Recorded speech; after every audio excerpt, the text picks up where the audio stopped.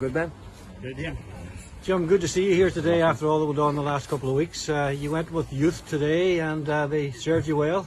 Well, listen, Charlie, more of the same in terms of, trying to get minutes into everybody and trying to get everybody up to the speed of the game for 2 weeks' time. And obviously we have another game now coming up next weekend, and that's a great opportunity as well. So I suppose if there's one thing in terms of the McKenna Cup, it is, that you are sort of limited to 6 subs, and it makes it a wee bit more difficult. It would be good if there was a wee bit more grace there, like in terms of having a look at squad players and being able to make more changes. But listen, we're really happy. It's a good workout for us. Happy with the lads that went in, because what you're trying to do is create something that sort of can keep on going once sort of the bigger players, if you like, in inverted commas, come out of the game. So happy with that. And Carl Joseph Malloy came in and made his debut today as well.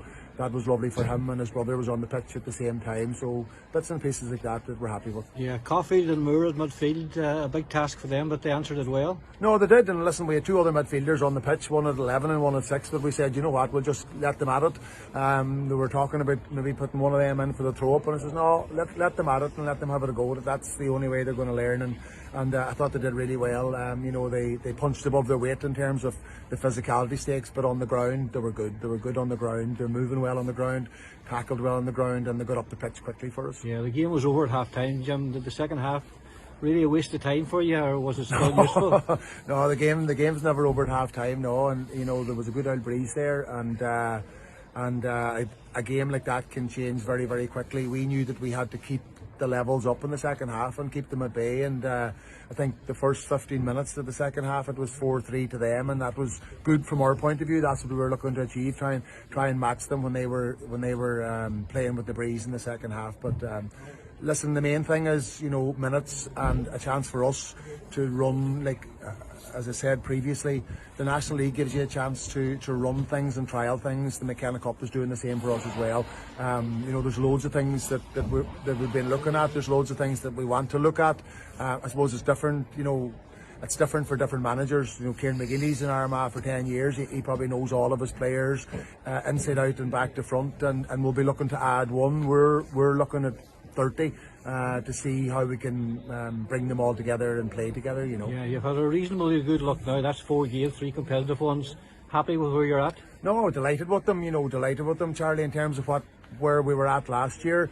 And I suppose their application over the course of the pre-season.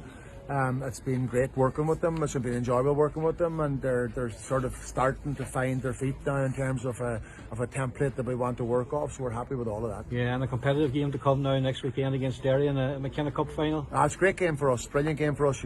Derry, double Ulster champions, and going for 3 in a row. Mickey Harte doesn't take a backward step when it comes to the McKenna Cup. Yeah. So we know what we're going to get there, and Mickey, as I said, will be preparing his team for the first division.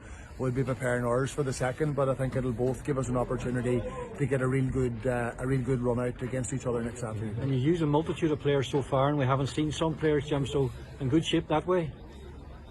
Yeah, like we have a lot of injuries. There's a lot of lads in the background there with niggles that haven't seen any game time, and there's a lot of fellas not too far away.